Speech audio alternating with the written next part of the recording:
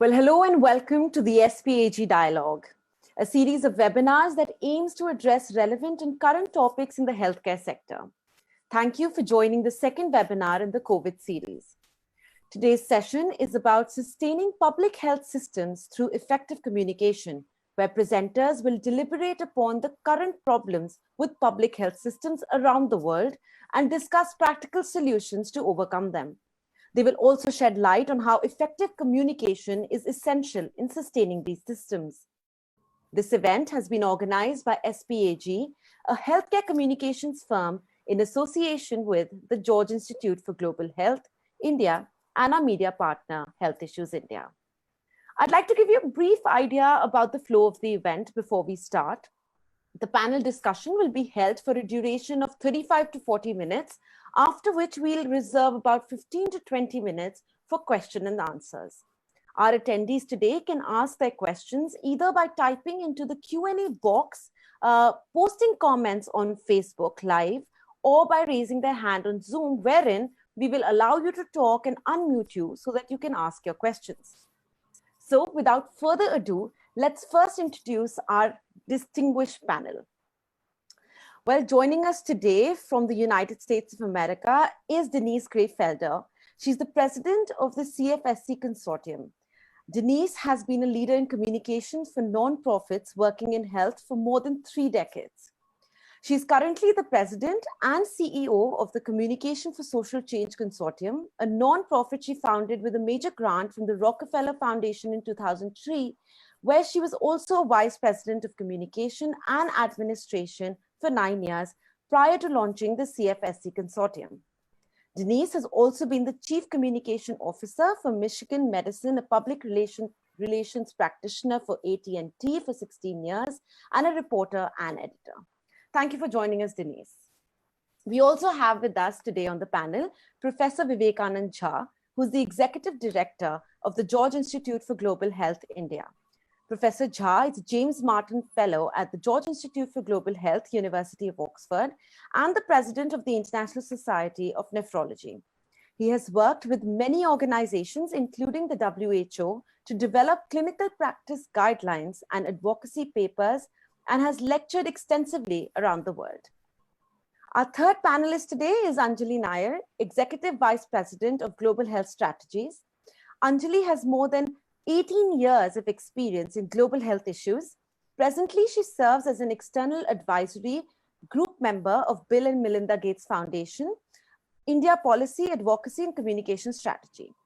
She's also a member of Confederation of Indian Industries National Committee on Public Health. Also on the panel is Aman Gupta, who's the co-founder and managing partner of SPAG. Aman has nearly 2 decades of experience in communications across the Asia-Pacific region with a keen focus on the healthcare sector. Thank you everyone for joining us today. And I'd like to dive straight into the discussion that we're going to have today. And I'd first like to begin with your perspective, Professor Jha, on the problems that have been highlighted through the entire pandemic, especially in the last few months. And where do you think we faltered when it comes to ensuring that our public health systems are adequate enough to handle such a public health crisis? So to the specific answer to your question, this pandemic has in fact exposed the inadequacies of healthcare system around the world in different ways.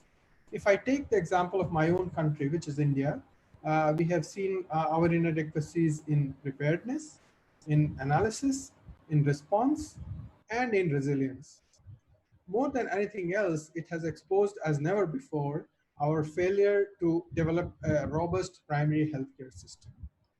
All of that has been compounded by the difficulties that we have faced with communications at several levels.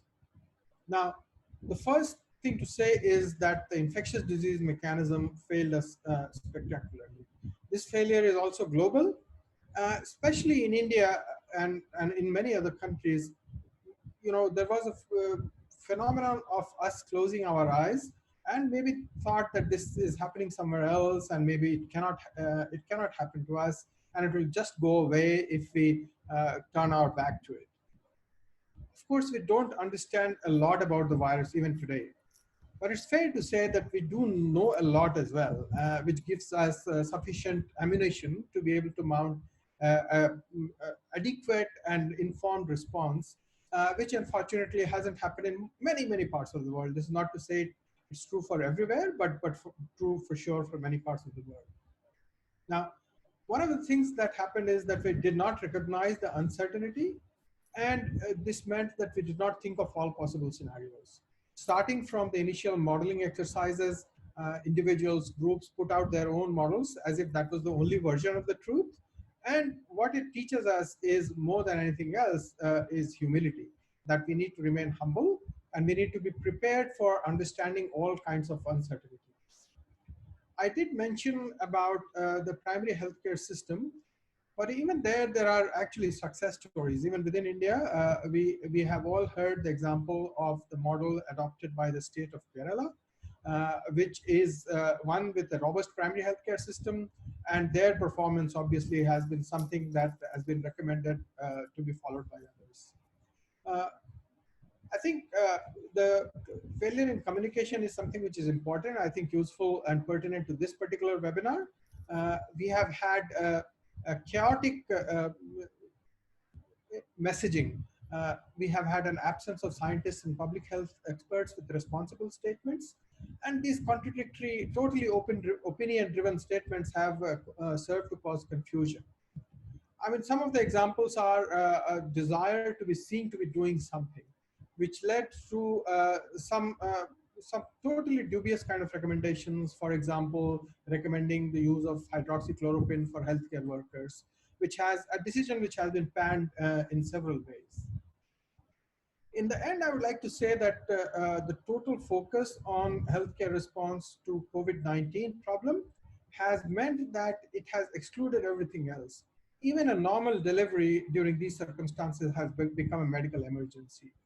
A large number of people with chronic non-communicable diseases, which is the commonest cause of death and disability in a country like India, as it is in many other parts of the world, actually has been forgotten during this pandemic, as if COVID is the only health problem that our world is suffering from at this time. We have seen examples of that. I will, if I can use example from my own specialty, which is the specialty of kidney disease. We do know that people with advanced kidney failure require regular dialysis to survive. And we have seen examples during this, this pandemic, especially during the lockdown, that patients with dialysis were cruelly prevented from taking transport in order to reach their dialysis facilities. They suffered other kind of hardships, and heard a large number of stories in which patients missed their dialysis sessions. We know that missing dialysis session, even for a few days, is a certain death sentence. That is something which has been really unfortunate, finally compounded by the misinformation, especially in social media, leading to stigma and fear in the minds of healthcare workers to even show up for work. Right, Professor Jha. In fact, that's a very pertinent point, because we have discussed this earlier as well in our previous webinar. But talking specifically in terms of public health systems and also talking globally, we have also noticed that even developed public health systems, in countries where there's an actual investment in health, their systems have also, in a way, not been adequate enough to handle such a global health crisis. And I want to bring Anjali in on this as well. Now, in terms of, what actually went wrong? Why is it that every time there is a public health crisis, do we realize that our public health systems are not strong enough? And then there's a lot of talk about strengthening them, but then we again see ourselves back in the same box.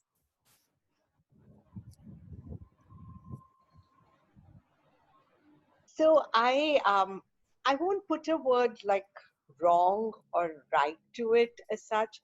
I think one of the things we haven't done well is learned from anything or prepared. And I think Professor Jha said this very nicely. When WHO in 2018 in its R&D blueprint spoke about a disease X, no one really took note of it and no one started preparing. Even post-SARS or H1N1, we didn't invest in a preparedness plan. Or even if it was there, I don't think we followed it. in all fairness, with SARS-CoV-2, it's a new virus and information is emerging on a daily basis. All the more reason our communications has to be more consistent and it has to be based on science. I think as long as we stick to science, we will be in a good place. And Professor Jha is right. I mean, we should have waited for uh, before communicating about hydroxychloroquine. But to me, I think the big challenge is we look at health as an isolated vertical. And if there's one thing that this particular pandemic has taught us, is that health is not an isolated vertical, that unless you have a healthy, productive society, you are going to see economic downturns and you are going to see that impact. I mean, we saw that in SARS and we haven't taken that into account. Even to begin with, most countries decided to look at it from a medical perspective, not thinking of the problems, and which is why it was a little too late before airlines and air travel was actually, there were guidelines about air travel. So I think to me, that is one big problem. The second problem is, not to repeat what Professor Jha said, but I think it's time to really start talking about the impact of COVID on other diseases. And I think communicating that on a regular basis to say that this is really important. And if you want to learn from Ebola, more children died of measles than there were Ebola deaths. So I think putting out those messages collectively from all health experts will get the attention where we will recognize that we have to, of course, focus on COVID-19. There's no other way. We don't have a therapy and we don't have a vaccine. So we have to manage the disease. But at the same time, we can't disrupt other services as well. So I know you told me 2 minutes, so I think that's my 2-minute word. Also, another point, I'm not on an Gates Foundation advisory group. It was a group set up for a specific task and then disbanded. All right, apologies on that, that inaccuracy, but I will make No, sure not it is at all, corrected. not at all. But no, you actually, Anjali, put me right on track for my next point, because I want to bring Denise in for this, specifically because when we're talking of communication, I think that plays an extremely important role, especially at this point of time, moving forward, especially. Denise, talking from a global perspective, how important is communication when it comes to sustaining these public health system, and also just dealing with the current issue at hand, and what kind of role do all the stakeholders actually play in this? Well, it's very important. Communication is very important to any social crisis, but particularly health social crises, because people, when they don't know information and they don't have information and they don't understand what's going on, they either make up their own, or they panic, or they do foolish things. And we've seen all three happen in COVID-19 response in several countries. I think that one thing that we also have, we learned about communicating with people is that we have to listen as often as we have to speak. And many, and people are saying things to us that many leaders in countries are simply not able to hear or are not responding to, and that only increases the fear. So I guess I would suggest that starting out, going forward, one of the key learnings and one of the key things that we perhaps can change going forward is to make sure that citizens in every country actually understand more, as Anjali and Dr. Jha have said, about the science. There are easy ways, I mean, it's not easy, but there are simpler ways to explain the science that the average citizen needs to know. And one of the things that has happened in my country, in the United States, is the governors of the states have really taken over this responsibility as opposed to the federal government, because their responses are just so much better on the state level than they were on the federal level. So, I have friends in the western part of this country who listen every day to the governor of New York on the other side of the country, because he's clear, he's compassionate, he's engaging people with the information they need to know. I guess I would also say that there should be a level of honesty around what we cannot have and we do not have yet. Again, as Professor Jha and Anjali both have suggested, there's not going to be a vaccine by September. You know, we need to not let people believe that. I'm sorry. I would absolutely love to be wrong. Absolutely love to be wrong. And I'm not a scientist, but the scientists I know and respect, like the two that are on this call, I listen to them and I believe what they say. And I think that's probably advice that we need across the world. And that's really where communication, I think, plays a very, very crucial role. And Aman, just bringing you in on this point, you know, a lot of times we tend to, just focus so much on the problems and like what is happening in the moment. We forget to actually focus on how there is a need for some kind of a strategy moving forward when it comes to communication. And I think we've seen that in the past as well, with a lot of public health crises or public health emergencies, where communication has played such an important role in informing people, creating awareness, and it's something that clearly cannot be ignored today. Right, Ignore, and I think we know that we have a situation, and this is going to remain with us for a long period of time. I think, as WHO said, we need to start believing we need to live with this particular virus in the coming years. And we have seen public health challenges happening in the past. And as we know that if we can learn from the past, we can map how the scenarios may unfold in the future. And what the current world is showing is that the impact of this particular pandemic is at many levels. And if we can just start to think what are the various scenarios, and therefore how do we need to build a kind of a communication network, which could be from a behavioral change perspective, because I think that is one of the key asks going ahead. If we need to really fight, and we know the vaccine is going to take time, as Denise said, it's not going to happen. But even when it gets launched, it's going to take more time for it to reach a certain level of acceptance, as a certain level of efficacy. So that's a distant future. But till that time, what we are talking about is a behavioral change. And that will require a very integrated, strategic, and a multi-stakeholder communication campaign to happen across socioeconomic groups, across geographies, across different set of medias. Just as simple as getting people to wear a mask when they go out or maintain a social distance, it's easy said than done. It's not something which we could sort of accept happening. And I can just sort of look at what we saw happening in the past when the HIV/AIDS was the public health challenge in late 90s. And just getting a campaign to talk about, safe sex and wearing condom in itself was just one behavioral change which we were looking at. It still continues, right? It's a campaign which is still not gone away. And we need to we can learn from there. And it is something which, as a communicator, I believe that apart from developing the programs and everything which needs to be done at a public health level, how do you ensure that communication is at the start of the strategy building is very, very important. Right. And I want to really bring in Anjali on this point, because one thing that really comes to mind when talking of what Aman just said is what is the role that the non-profit sector really plays when it comes to, building awareness and when it comes to behavioral change and putting the right and credible message out there at the end of the day. Because even when it comes to COVID-19, I think world health bodies were a little slow on the uptake. And I think that in itself could have maybe brought about a little bit more of a change in the way people reacted to the disease right in the beginning.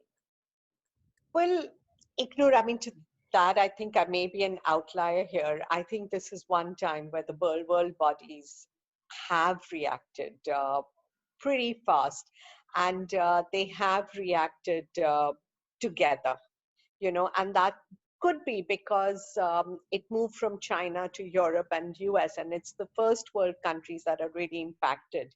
And I think the amount of work, I've never seen that kind of collaboration to bring out a vaccine. Aman and I worked both for International AIDS Vaccine Initiative, and we know how we struggle to get people to fund R&D for vaccine development.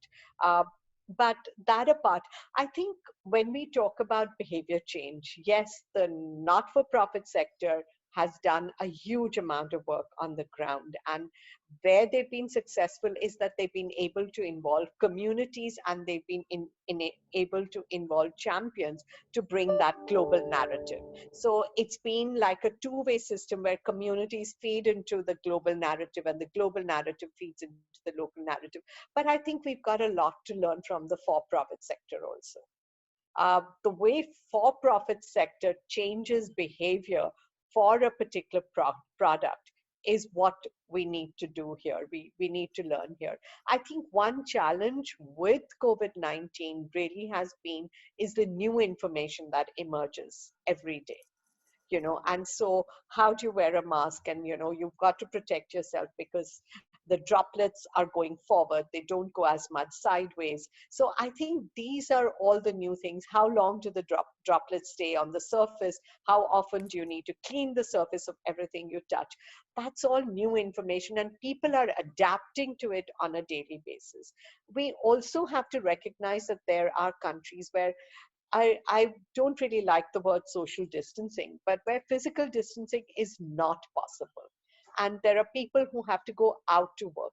So behavior change messages for them have to be different than those who can stay at home and work, and who can afford to protect themselves better. So I think this we've got a lot of lessons and learnings from HIV, but to me the big thing is involving the communities and getting high level champions, and all of them giving consistent messages, not as what Professor Jha referred to as messages of all kinds.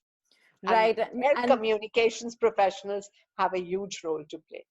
Right, and quite rightly pointed out by you, Anjali, there is new information coming in every day, and I think with COVID-19, one of the things that we saw was with regard to the use of masks. I mean, we had such contradictory information coming in for such a long time. We didn't know whether people should wear a mask, should not wear a mask. Does that help? Does that not help? So, I think that's probably what one needs to keep in mind moving forward as well. And before moving on to the next point, which Aman briefly mentioned as well, which is our learnings from HIV and how one is living with that today and how communication plays such a big role in that. I just want to reiterate once again that we are getting a lot of questions from our attendees, and I just want to let them know that we will have a Q&A session right at the end of this discussion, where we will take each and every question that is coming in right now. And you can also ask your questions on the comment section on Facebook during the live as well. But moving on now, coming to you, Professor Jha, talking about our learnings from HIV, especially in terms of communication. We saw some really good communication come out of that public health crisis, where there was so much awareness, there was so much behavioral change that was simply because of communication. And today we're still living with that. And the way WHO put it, we will probably have to live with coronavirus and COVID-19 for a very, very long time. How do you look at it moving forward in terms of how we should learn from that? What were the hits and misses, and what we should do moving forward? Thanks. That's a very interesting and important question. We need to learn from every single experience that we go through, the society goes through. HIV/AIDS is one of them, but we have had a number of other experiences that teach us a lot, which include the SARS and the MERS and the Ebola, and even the everyday infection or non-infectious conditions that we see around us. It's also important to say that the communication strategy that evolved, we learned from our hits and misses over a period of years, whereas in the case of this COVID, that whole time frame has been compressed into a matter of weeks to months. And we want to learn everything like yesterday, which is now possible because there are communication channels which allow information to spread in real time around the world. Before you can blink your eye, your message has reached the other side of the world, right? On WhatsApp or through Facebook or through the kind of technology that we are using to broadcast this particular conversation. So it's really important. I think what's also come to the fore is the ability to understand what is bad science from what is good science. And there, the role of communication, and that's not something which has happened ever in the past. If you look at the number of research papers that have been published on coronavirus in the last few weeks, it's completely unprecedented and boggles the mind. It's also clear that much of that science which has been published, and both in peer-reviewed journals, but also in non-peer-reviewed places like in preprints, is bad and will be debunked over a period of time. HIV/AIDS allowed us to do science in reproducible manner, so as we developed a messaging that could be tested and then conveyed. Here we need to really be on our toes, and that makes the job of the communication professionals somewhat more difficult, because you have to, just like everyone else, not only policymakers but even the communication professionals, have to sort of think on their feet as to what should they bring out, what should they keep behind, and maybe requires more confirmation, validation from other scientists. There is no time to reproduce one's scientific findings. That's a critical dictum in medical field, that if there is something that you have got as a result of one particular experiment, you need to repeat it and confirm it. And so those are the kind of things that we are learning, and those lessons have to be completely new, because they have not been encountered in any other situation in the past. The rapidity with which this has gone around the world, and while we do this, we also understand the differences in both social circumstances and the behavior of the disease itself around the world in this. So, for example, we got to know the differential behavior of HIV/AIDS, the way it affects individuals in different races, different parts of the world. But that took time, and we got better at it.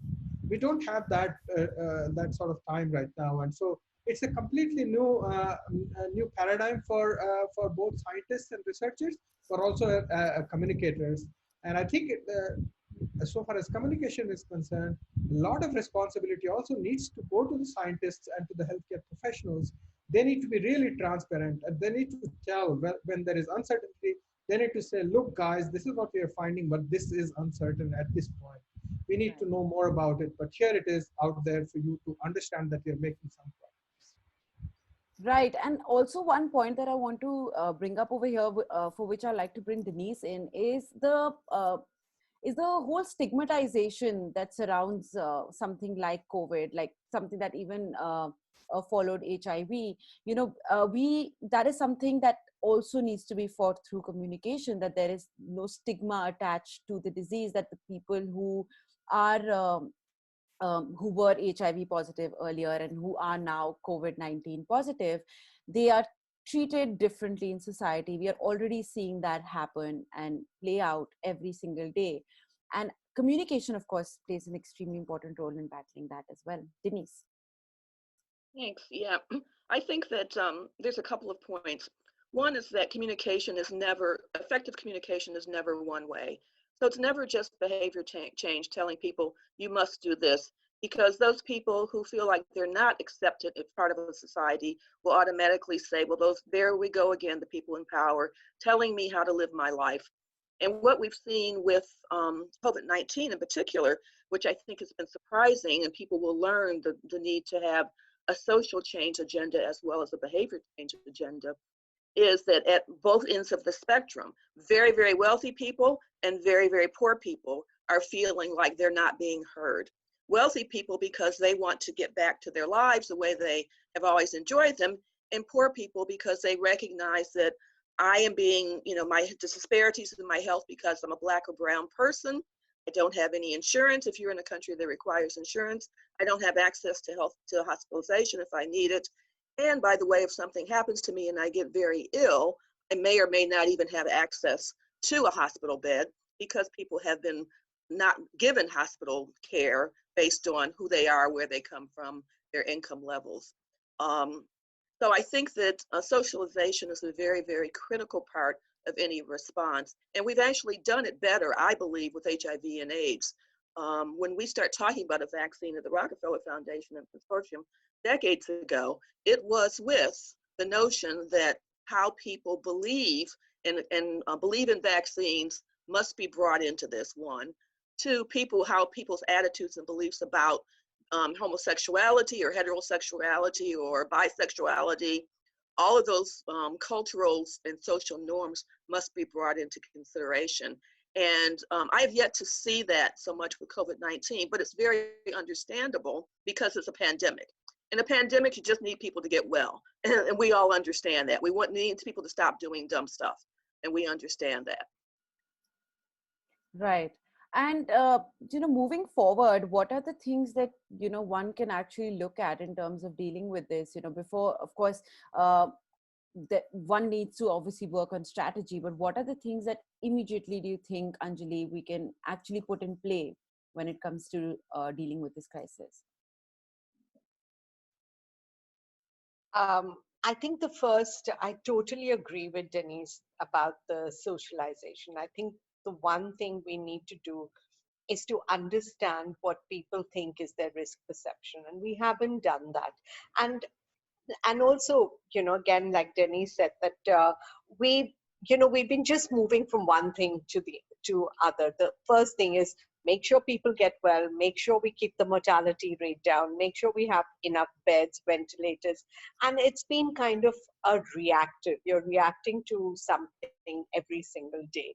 But at the same time, just getting a sense what people think their risks are, and then designing the communications campaigns and behavior change campaigns based on that will be really important. And also you will be then able to design the behavior change interventions. I think, at this point of time, there are a lot of policymakers that are struggling, and which is why we see a whole host of policy decisions coming out, sometimes too at two extremes, and sometimes something that we can't fathom. And I think just getting that sorted out is going to make a big, big impact. When you look at India opening up, there is by and large confusion amongst the people on, as we are opening up, what is our risk?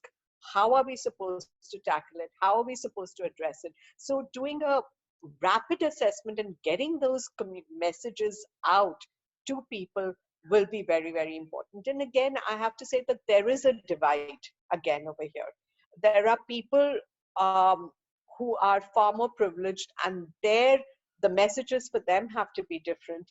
And there are people, who are looking for going out to work every day and don't have the kind of privileges. The messages to them will again be different. And here social and digital media plays a huge role. We're using digital media every day, and now we're on the webinar, but there is a digital divide. We know that the discussions we're having will go to the few that have access to internet and can use Zoom. They won't go to everyone. So we have to, when we design our messages, we have to make sure that we are cognizant of that digital divide. Right. And honestly, moving forward, I'm sure there are a lot of inputs that are coming in, but we have to, I think, work on a proper strategy. And Aman, just bringing you in for closing up this discussion, just to understand from you that, when we're talking about the future and when we're talking about, putting in practical solutions in place, and like Anjali, of course, highlighted a lot of points, what is it that how is it that you look at things panning out specifically in India? Well, I think 2-3 levels. One, and again, as we started, health and economy is going to sort of are interrelated here. So there will be one aspect of how economy reinvents itself, how business reinvents itself, and what they do will have its trickle-down impact on the people who are part of those businesses, across different levels, whether it's large organizations or small organizations. And I think, just going back to what Anjali was saying, the divide, the different kind of audiences, and I think India, just because of the diversity which we have, the kind of segments which we look at, the kind of people we look at is much more, multifarious than in any other geography. To some extent, I think we can learn from the way a political campaigning happens, where you do a kind of a, segmentation of each audience at a geographical level, their thinking level, how the people's attitude and the perceptions are. And then divide your, do your messaging. So while the core thought remains the same, you do your messaging in a way which it's construed or understood by those people. And I think that's one element which we need to look. And I'll go back to the earlier part, having a connect at the community level, using different sets of organizations and finding champions, which would really take this thing to the next level. Because without having people who are championing the cause, we can't really move forward. And we need to just have an understanding amongst the people that it's a long run. I think even during the HIV/AIDS vaccine time, we used to sort of say, and I think, if I'm not mistaken, Anjali, it was said, it's like it's a marathon, it's not a sprint. And I think even in this case, if you look at Corona, it's a marathon. We need to look at a long-term game. The good part, however, after this whole thing is that as all of us who work in the public health is back in focus.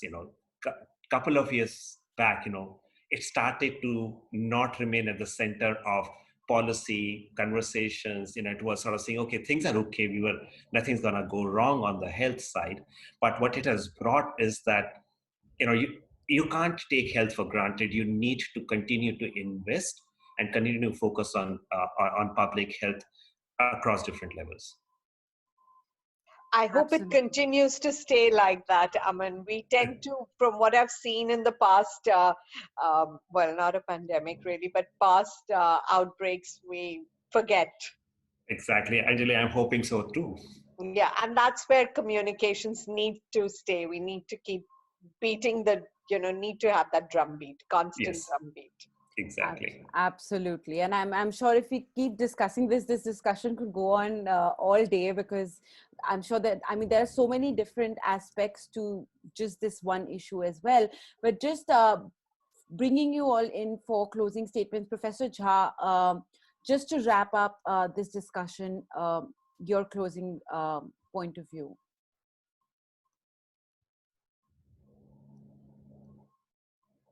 So, thanks. I think we have had some excellent discussion, and there I can see a number of important questions also coming into the chat box. But I think, as I said before, a few things that come really very strongly forward are the recognition for us to understand the uncertainty around something which is completely new and completely unknown, and for us to be really mindful of this, so as we keep crafting our messages accordingly to slowly reduce the uncertainty and make the message gradually more focused. I think complete change of messaging is something which confuses people, that has come about again and again. And that can only happen when we bring in all those appropriate caveats in the initial messaging. We do need to craft messages according to the audience that we are directing those messages to. We need to demand information, demand data. That's really critical. I think data is something which is a right of citizens of a country and citizens of the world. Data needs to be shared in a very transparent manner, and that transparency can come only with very vigilant communication, vigilant journalism, and vigilant cooperation between different stakeholders to make sure that that happens. Absolutely. Denise, bringing you in just for any closing statements before we move on to the question and answer session, because we have some very, very fascinating questions coming in as well. Yes, I guess I'd just like to, there is one chat comment that something that I should have said earlier, which is the real importance of understanding the social norms, the family norms, the community norms that reside in our countries and our communities, and how those impact upon people's behaviors in a pandemic and people's behaviors when they're healthy and well.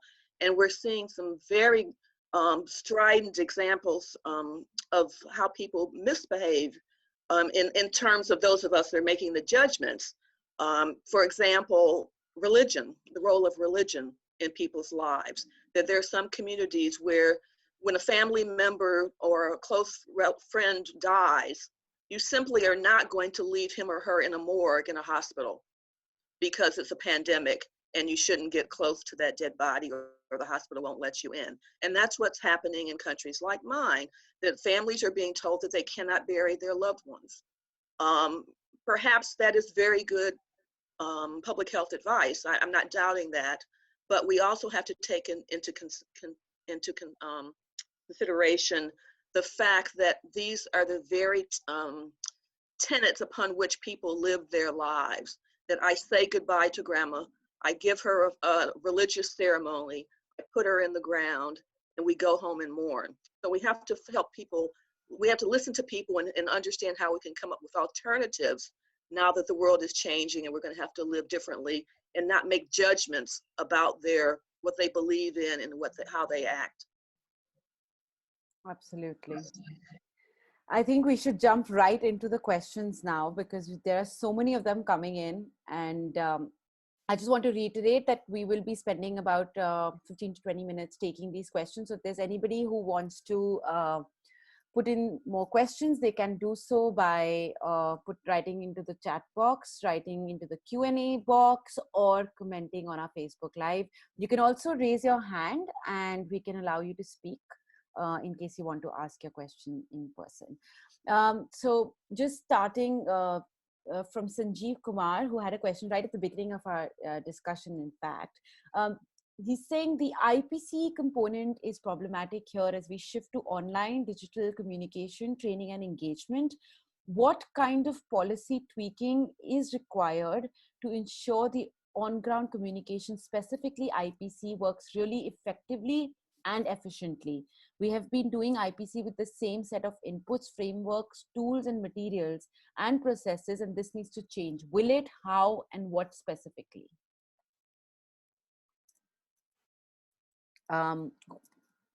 Would you like to take that up, Anjali? It's a very big question. I think IPC has some role to play over here, but I think we have to wait and see how people will react because of the distancing. ASHA workers are being pulled in to go from door to door to do the contact tracing. And I think training them on some of these interpersonal communications will make a huge difference.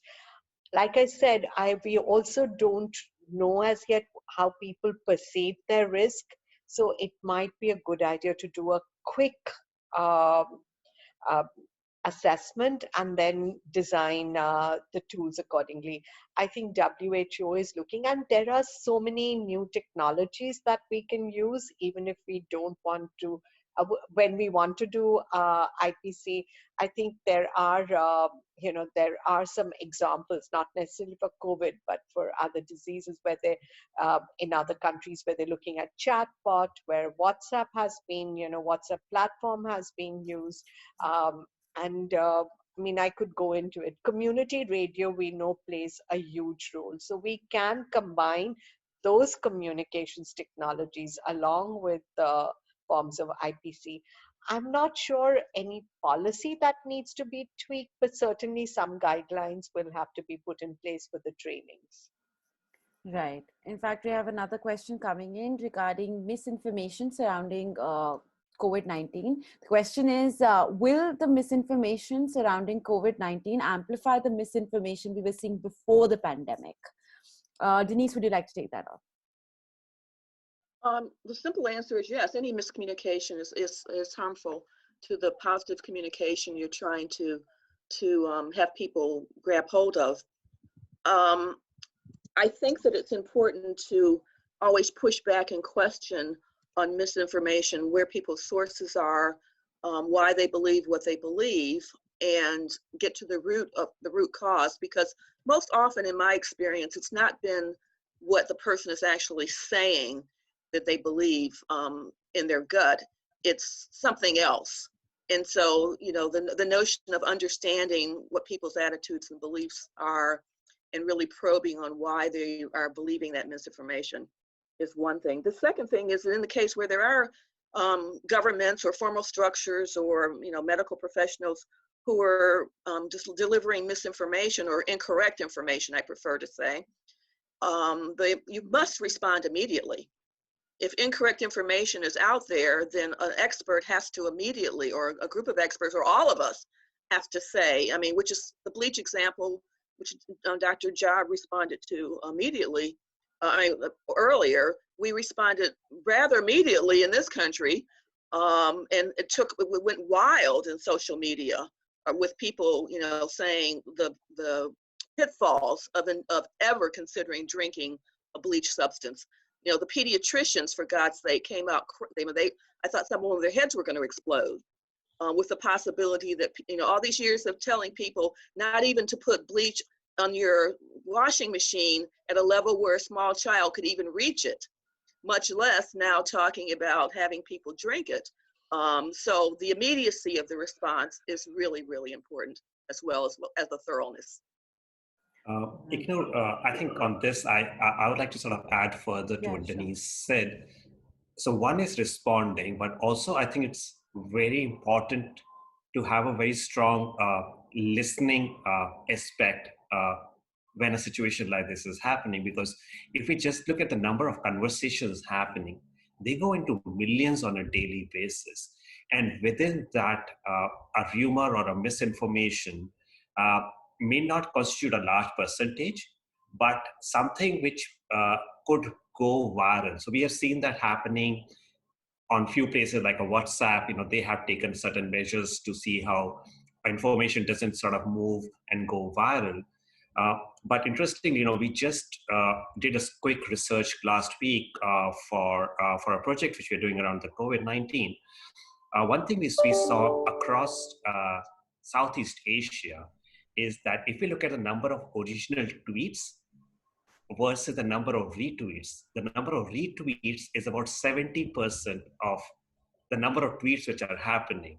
So if we just look at from that perspective, an original tweet may be just about 6 to 7%, and the remaining is a retweet. So it's almost like a WhatsApp forwards happening in a Twitter version there. And so one particular wrong information, if you don't listen to it as it is happening in the real time and have an immediate response to it, can really sort of derail every good thing good happening out there. So this is something which may not happen in the past, but in today's world where every individual in itself is a journalist or is a media person, and the whole idea of a citizen journalism or putting your point forward is something which we need to really looking at in this particular public health communication challenge.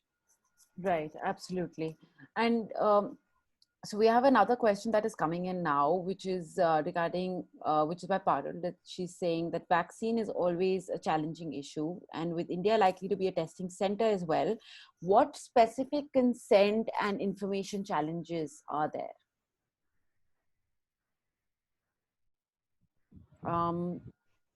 Professor Jha, would you want to answer that question? So, with regards to vaccine, there are two issues. One is, I think the question refers to clinical trials related to the vaccine, right? But also subsequently, should a vaccine become available and even be effective, how do we get it to our population? That's the second question, which we can come to later. Because we know that, you know, even if everyone is saying, oh, vaccine may become available in a year, but we have to remember that for it to get to the last Indian or to most of the Indians, it may take several years, if not more than a decade or 2 decades even. But coming back to the point of testing it, I think what we need to do is really to make sure that we follow the best practice guidelines, so as we do the testing in a way which is ethical and which doesn't exploit any vulnerable individuals. We must make sure that our ethics committees remain vigilant and do their jobs appropriately.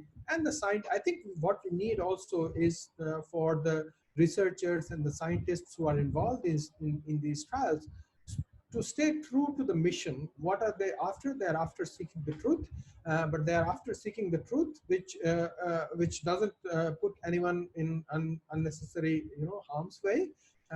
We of course need to do testing, because without doing testing we never get any results. We have to find the balance of benefits and harms, and that will happen through clinical trials. And so we must do clinical trials. It's really critical that we participate in global clinical trials, as well as do clinical trials which are within our own country, led by our own researchers.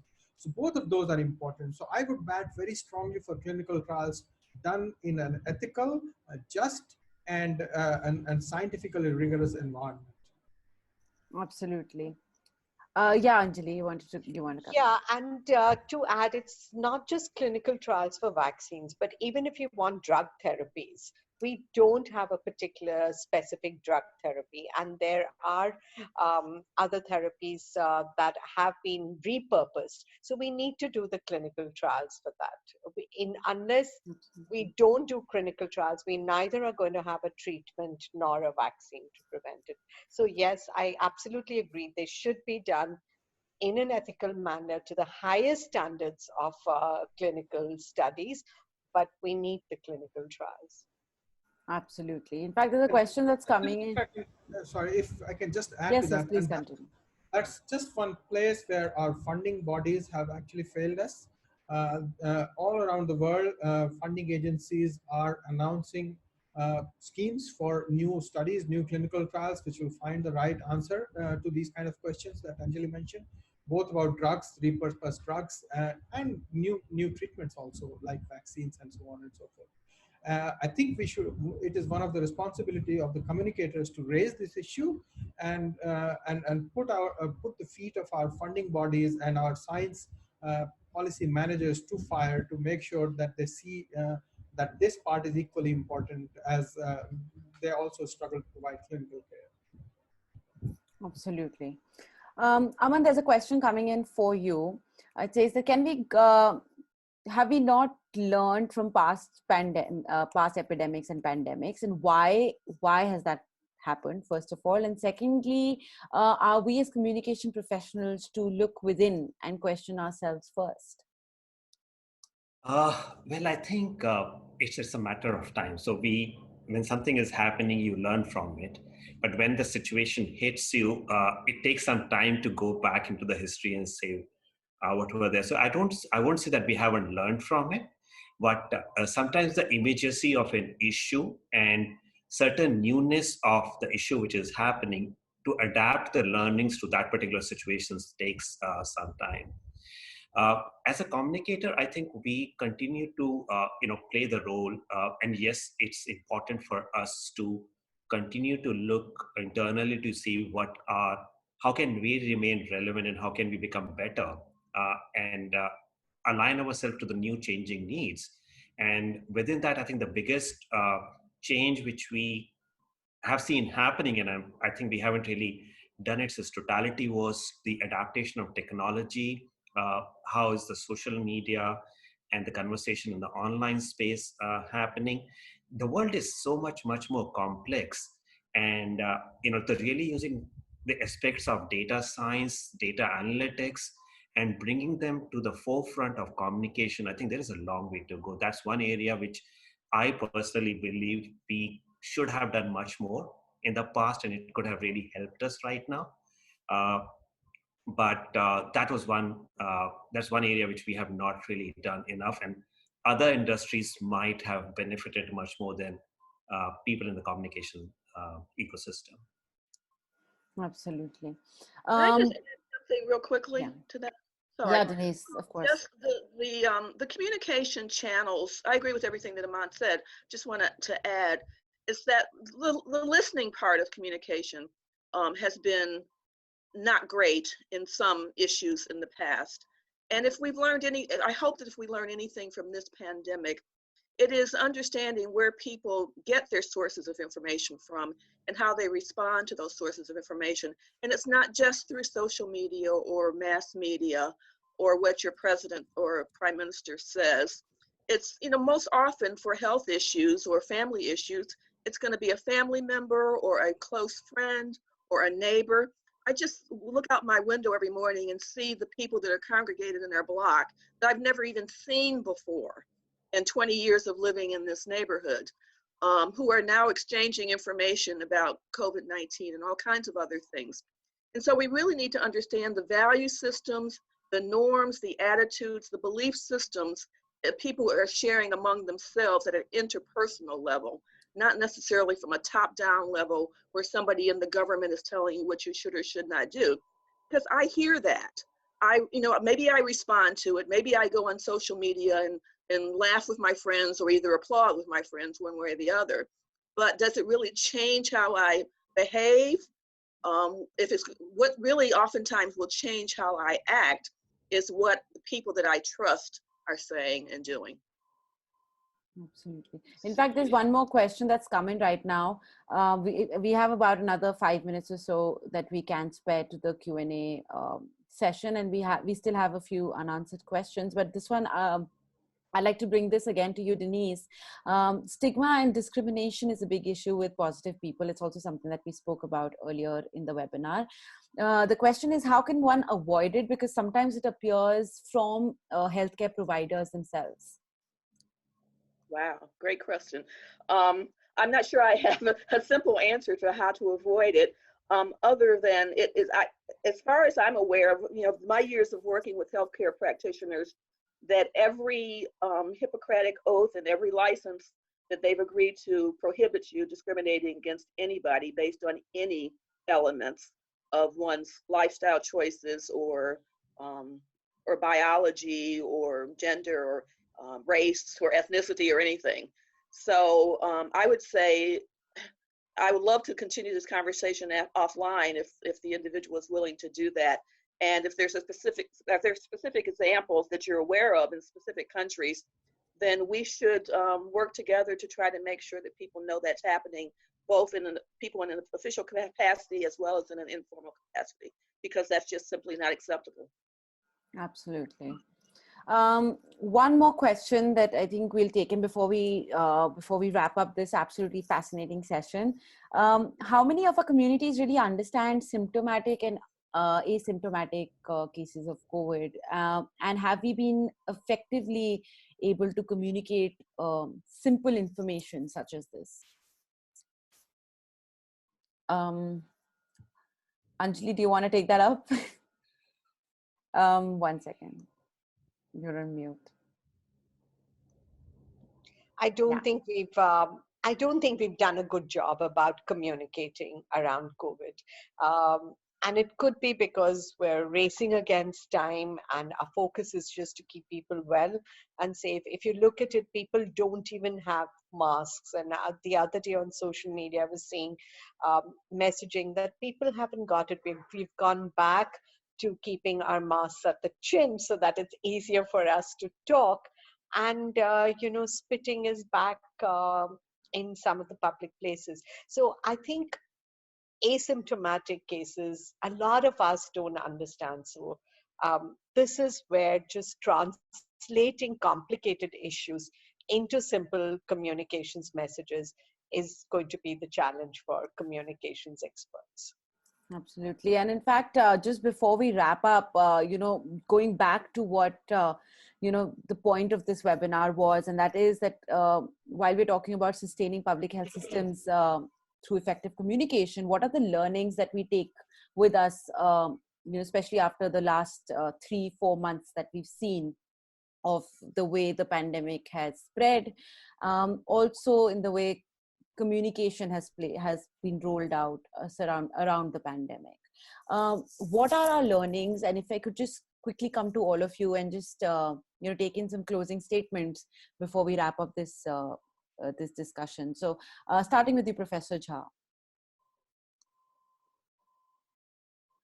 So what we've learned, I think, if we can distill down the message to my understanding, it is to really stay constantly open to new information, modulate the messaging according to the new information. Don't be afraid of changing the message as new information becomes available, so that we are always most accurate, but also provide appropriate context and the range of uncertainty that is there around that particular message at that particular point of time. Absolutely. Anjali.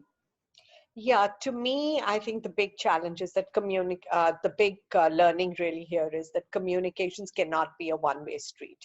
You cannot just have a top-down communications. There has to be feedback that has to be looped in and the messages crafted. crafted accordingly. You have to understand what people feel their risk perception is, and then really do that messaging. To me, that's the big learning so far, and consistency of messages. Definitely. Denise, your takeaways, learnings from this pandemic. Ditto to what Anjali just said. I'd like to add that, not necessarily just a communication learning, but a life learning that we are one people, we are one world. And I'm not sure that most people intrinsically believed that or knew that or accepted that. And what happens to you guys in Delhi could happen to me in New York, and vice versa. And that has implications for every aspect of our lives, from our health to our economic well-being, to our political well-being, to our social happiness. And until we as a world people accept that and embrace that, it's not going to be the right place for us to continue to raise our children. And it scares me. Definitely. Aman, if you'd like to close that discussion with your point of view. Okay, I think 3 bits. One, I would say public health and its priority, it should remain one of the big priorities for every stakeholder. We can't lose sight of the fact that health is not kind of a vertical in isolation. It affects everything across our life. I think second, from a communication perspective, is how do you demystify science and communicate science to every stakeholder in a way they could understand it. And I think third, it's gonna be both a challenge and an opportunity for the communications individuals to see how creatively can we tell our messaging to different set of stakeholders and bring in the right impact. Absolutely. And that, I think, is an apt note to end this absolutely wonderful discussion. I think it's been really interesting, and we've had a lot of response coming in from the people who attended the webinar as well. So I'd just like to conclude by thanking all of you for joining us today. I'm really sorry that we had technical issues regarding Denise's video, but I'm glad that her audio was absolutely uninterrupted, so we could hear her throughout the webinar. But thank you so much for joining us despite time zone differences, Denise. Also, Professor Jha, thank you so much for joining us. And also thank you to the George Institute for Global Health, India, for partnering with us on this webinar. Also, Anjali Nayyar, thank you so much for joining us. I apologize once again for the inaccuracy in your introduction, but thank you so much for being part of this fascinating discussion. I think all the inputs that we've gotten from all of you have been very, very interesting and enriching. And also thank you, Aman, for being part of this webinar. I'd also like to thank Health Issues India, who's our media partner for this webinar and has been putting out information regarding it as well. Thank you so much, and hopefully we will have you all join us for our next webinar, which will take place next month. Thank you so much. Thank you. Thank you.